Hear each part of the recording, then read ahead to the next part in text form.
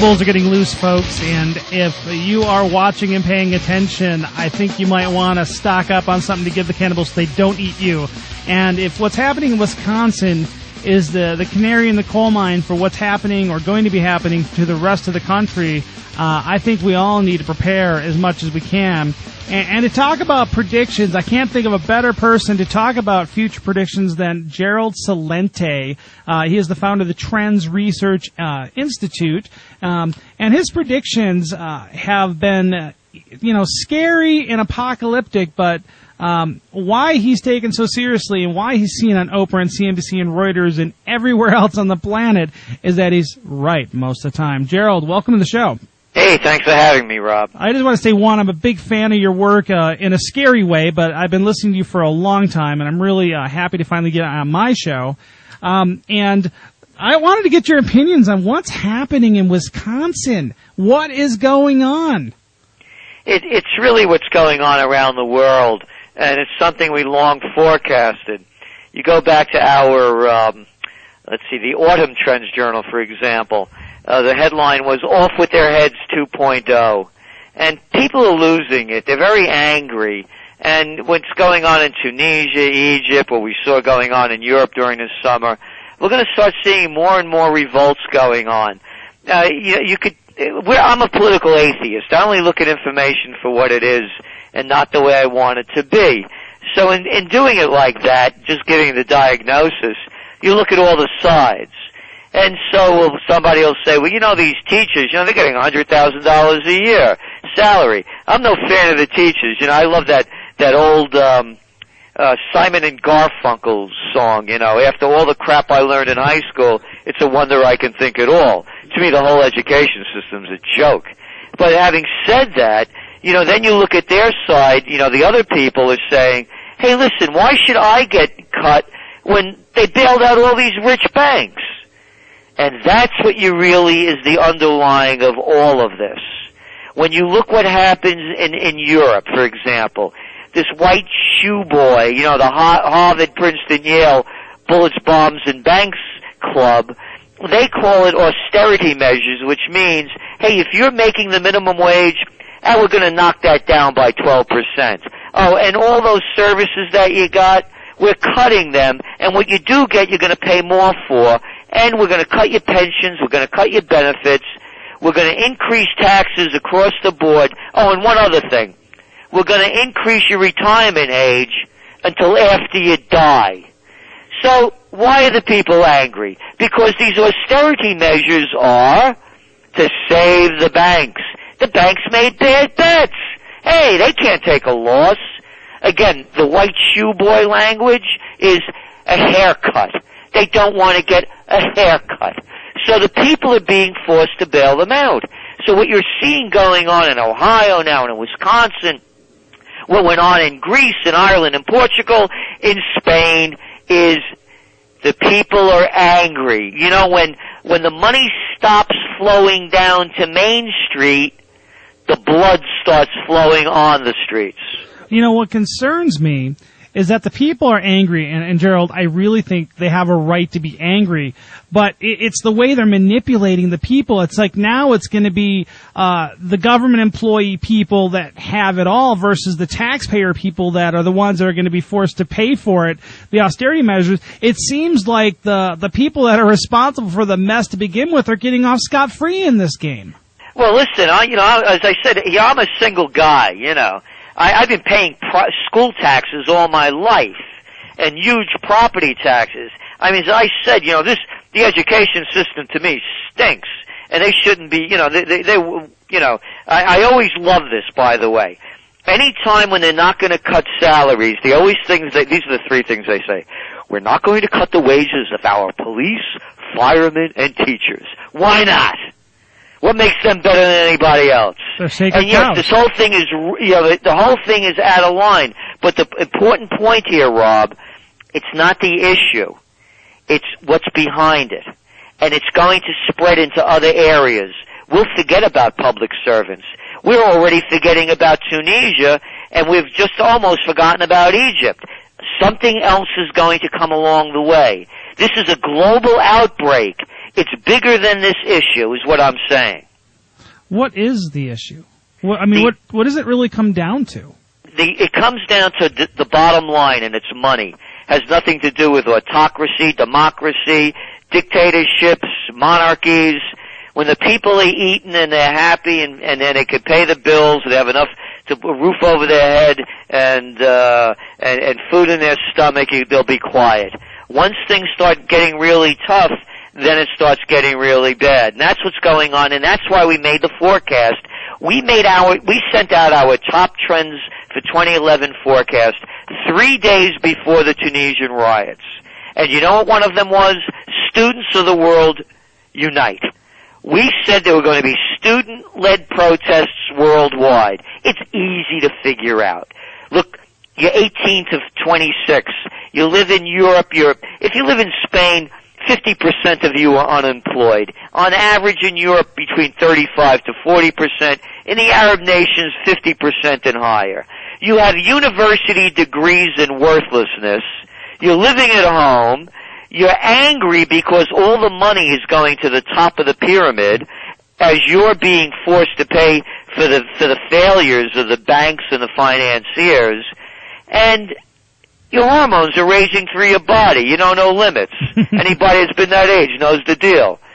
So you think you're going to have uprisings? Why do you think there were uprisings in this country during the Vietnam War? I was born in 1946. I was prime draft bait. Your life was on the line. You have nothing to lose. The people's lives are literally on the line now. And that's what's going on. That's what's behind it. The Ponzi scheme, the greatest bank robbery in world history, is collapsing. And we're seeing the fallout now. What do you see America looking like in 2 years, Gerald? It's going to look a lot poorer, a lot angrier. Protests are going to continue to escalate. Crime is going to go sky high. And again, you look what's happening right here in New York. The police department cooked the numbers on the crime data, so it'll look like they're doing a great job and everything they're doing, is working.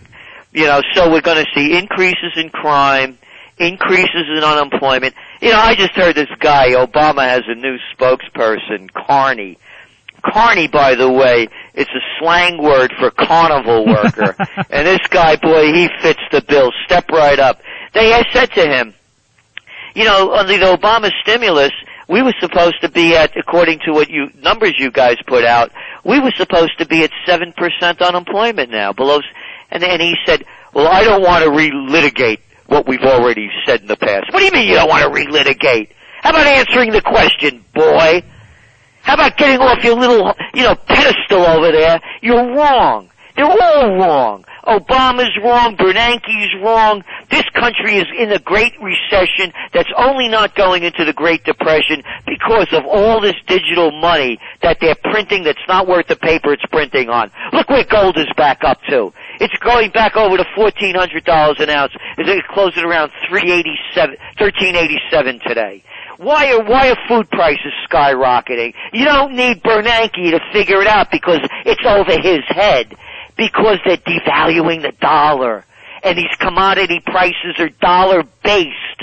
And so as the dollar gets cheaper, it costs you more of these Zimbabwean U.S. dollars to buy things. That's why the people are angry. Oh, but there's no inflation in the USSA because they cooked the numbers. Oh, food and fuel? You can't put that into the core index, says some jerk from Princeton. What, people don't eat and use fuel every day? Absolutely not. Where do you see unemployment going and inflation going in the next 2 years? Do you see a hyperinflationary cycle? Do you see the wheelbarrow full of money to buy a loaf of bread like a la Nazi Germany or Weimar Republic Germany? Where is this going for the average American?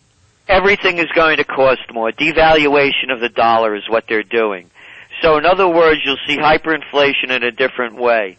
Just like they're cooking the books on the job numbers, by the way, you know that. Once you're no longer on the unemployment rolls, guess what? They don't count you. You're not unemployed anymore. You can't make this stuff up. The only way they get around this is those people in the press corps, I call them prostitutes, that don't ask the hard questions and suck up and bow down when they get a stupid answer thrown at them. Who can make this up? So what they're going to do is they're devaluing the currency.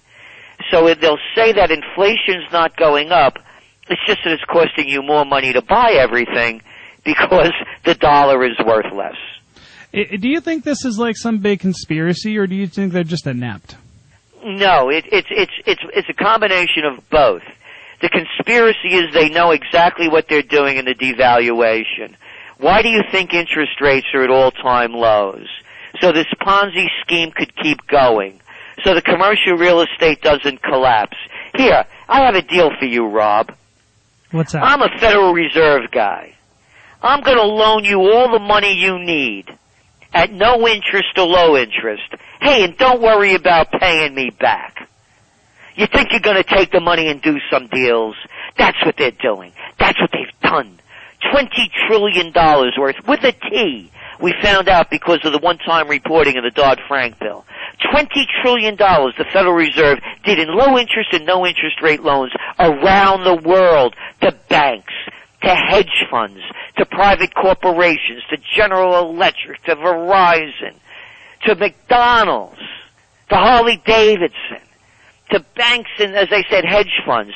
They're keeping the game going, but what they're doing, so they know what they're doing. And do you think that they care about anything else? Not really. They're money junkies. Junkies don't care. Look at this guy Schwartzman, the head of the Blackstone Group. This guy's he's worth over $5 billion with a B. $5 billion. He complained that if they raise the tax rate of hedge funds, it would be the equivalent. Now, I'm not making this up. It's a quote. It would be the equivalent of Hitler invading Hitler invading Poland in 1939. Wow. Now, this is a sick mind. It's the mind of a money junkie. Junkies can't get enough. So you're asking me, is this being done on purpose? Yes. Is it intentional? Yes. Are the consequences being understood? Does a junkie care? Does a junkie have bounds or boundaries?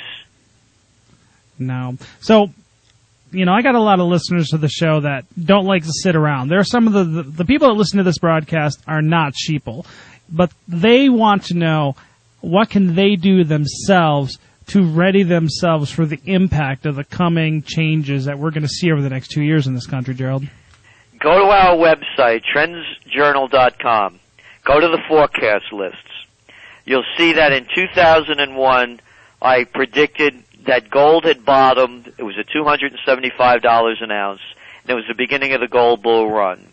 I believe that gold is going to go past $2,000 an ounce. I say 2,000 only because I believe at that point the governments of the world will do something to restrict the price from going higher. Confiscation is a possibility. I don't believe it's a high probability, but a possibility. I'm also, on public record, it's in our Trends Journal, I don't tell people what to do, I only say what I do. And we have no business with gold firms. We have no advertisers. We don't get a penny from anybody. We're totally subscription-based. So I just want to make that clear when I say these things. So I've been talking about this for over a year. I've been very heavily invested in Swiss francs and Canadian dollars. The Swiss are the money cockroaches of the world. As you see all these governments topple, where do they go look for the money? Switzerland. You could have a world war going on around you. Where are they doing business? Switzerland. Same thing. So I believe the Swiss franc will remain strong. I only have dollars because, we're a business and we have to do transactions every day. But I warn people that with the geopolitical unrest going on, to have yourself a ready stash of cash. Because remember what happened when 9/11 hit. They closed down Wall Street. I know because one of the first actions that I took, I was prepared for this. I called my bank up and I wanted to cash out my CDs. I live just north of Ground Zero. And between Ground Zero and 45 miles north is the nuclear power plant at Indian Point. And if that thing went, there'd be chaos like you'd never seen before. So I was ready to get out of here. I was going to go to Canada, which is about 4.5 hours north of me.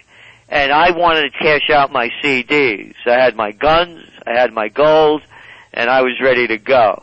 And I wanted to cash out my CDs, and I couldn't because Wall Street was closed, Mr. Celente, and they're financial transaction CDs, and you can't get them out until Wall Street reopens. But don't worry about it. Your money will be safe. Yeah, right. So what I'm saying, if we have a global crisis, a geopolitical crisis, how much more do you have to look at to see what the problems are coming out? We went from Tunisia, where people couldn't even find this place on the map, to Egypt, to Yemen, to Algeria, to Morocco, to Libya, to Bahrain. What are they waiting for? So the next time we have a crisis of this magnitude, I believe they're going to close the banks. So that's all really scary stuff. Give me something to be optimistic about, Gerald. Once upon a time, there was a frog, and this girl walked by and kissed it. It turned into a prince. All right, here's one. There's going to be an alternative energy is a real probability, and that's what we write in the Trends Journal, these low-energy nuclear reactions, where they're putting, for all the energy that goes in, much more is liberated, and there are some patents that are being held up now in the U.S. Patent Office, but they're getting patents in other places around the world. And we believe that that's the game changer. Much of what I said could be null and void if we get this new alternative energy beyond wind, solar, geothermal, and biofuel. It'll be as a big game changer as the game changer in the 1990s when we were in a recession. It was called the Internet Revolution, the digital revolution. Products were designed, manufactured, they were marketed, serviced, advertised, you name it. Our whole lives changed. It was a productive capacity. The only way we get out of this is with a productive capacity. You can't print your way out of it. You can't austerity weigh your measures out of it. And you can't stimulate your way out of it. The only way it comes is through a productive capacity. Or if we go and look at what worked before and put it back in place. So what worked before? Well, how about the Glass-Steagall Act that prevented the banks from becoming the criminal operations that they are now, that they put in place during the 1930s, that would have prevented this from ever happening in the first place, these derivatives and other, quote, exotic financial instruments. Well, it's a scary world we live in, Gerald, and I really appreciate you coming on the show today. Where can people find out more about you and the Trends Research Institute? Trends Journal, trendsjournal.com, trendsjournal.com. All of our top trends for 2011 are listed with a synopsis. And also, we make the Trends Journal available to everyone that's having a difficult time. There's a discount request page. Just let us know your situation. We'll do our best to get it to you. Because what the Trends Journal really does, it helps people prepare for the future. It gives them the incentive, the push, and the information to inspire them to be the greatest that they can be and weather the storm rather than becoming a victim of it. Gerald, thank you so much for coming on the show today. Hey, thank you, Rob. Folks, that was Gerald.